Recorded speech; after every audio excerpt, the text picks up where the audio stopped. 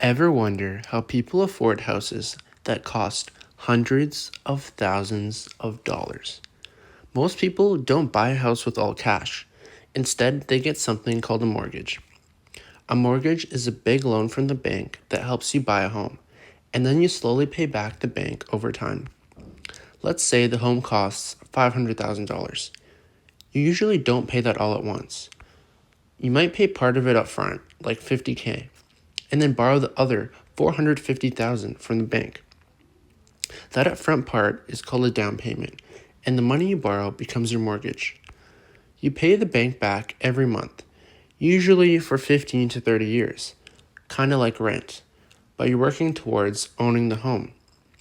Those monthly payments include some of the money you borrowed plus interest, which is how the bank makes money. So a mortgage helps you buy a home without paying everything up front. It spreads the cost over time.